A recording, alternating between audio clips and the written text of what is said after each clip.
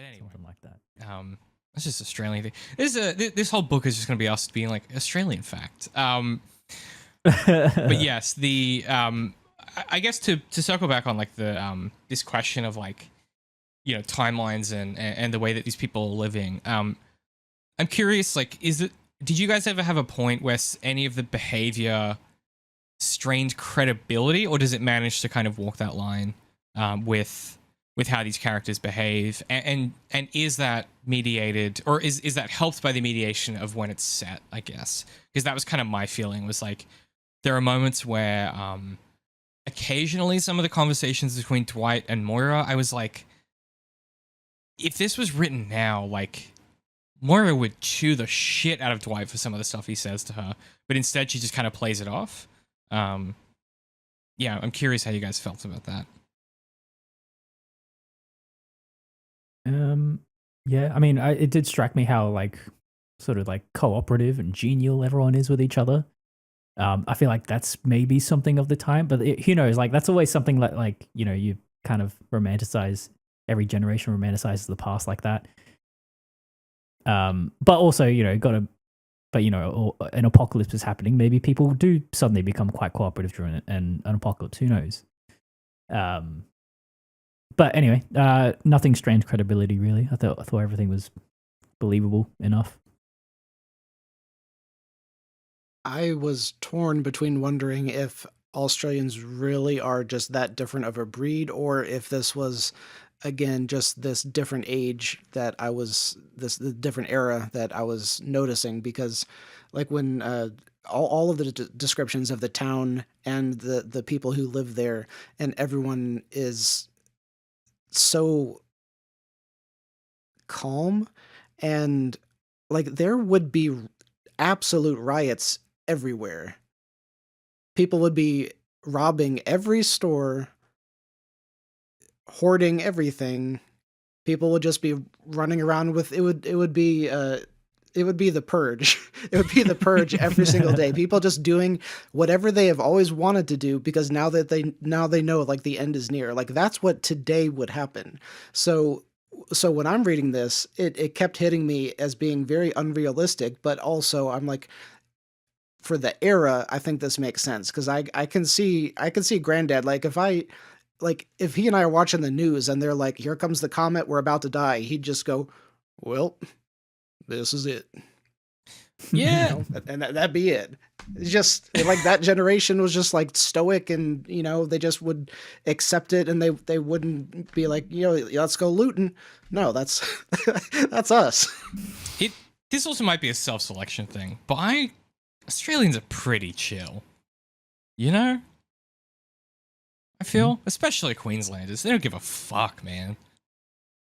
That's why yeah, it's a double-edged sword though. For it means any sort of like public work takes 4 times as long to complete. Correct. You know, it's a trade-off. Yeah, they've been doing roadworks on my street this week, and it's part of why I didn't get any sleep last night. Because they've been doing it at like 2 or 3 a.m. And they hit the water main. So at like at like 3:30, you just hear this almighty like cracking sound. I'm like, that's, you know, I'm like, that doesn't sound good. And yeah, like there's a bunch of trainees madly scrambling in this giant floodlight to try and then like this big other truck comes in and it's got these big lights on, and literally I think they were working on it until like 7 a.m. At which point I was like, I'm gonna go lie down on the couch and try and get some sleep. But yes, jeez. Anyway, it's fine now, but it was very much like a okay. And they were supposed to be done with the roadworks 2 weeks ago. So yes, yep. Double-edged sword. It checks out. But I did think, I like, as I was reading this, I was like, yeah, this is like the most Coffs Harbour thing ever. That's the other thing, is like one of the things about where this book is set is it's a very chill, like, beachside town. I could see this being quite realistic. And also, yeah, like Australians are in general, like especially Queensland is very kind of laid back and not fussed. And it would just be the scene where they're in Sydney, and it's just like on a Saturday night, everybody's drunk, sleeping in the street, falling over. I'm like, yeah, that's now, that's today. Yeah.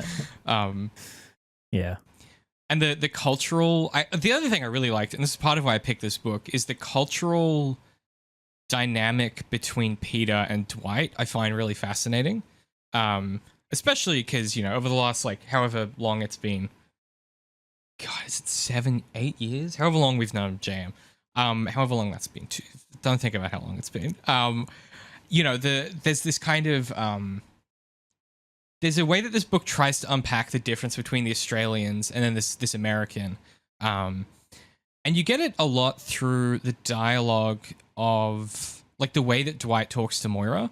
There's multiple times where he calls her honey in a way that every time it happened, I wanted to crawl out of my skin, because I could hear it in that American accent.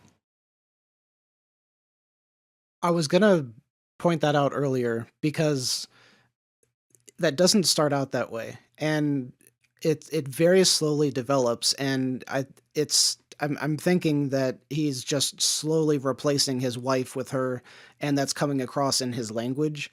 So I actually never read that as like, you know, the an anti-feminist thing for as would be common in that day and age. I read it as him slowly developing actual like feelings for her. So he's actually starting to call her honey, picturing his wife.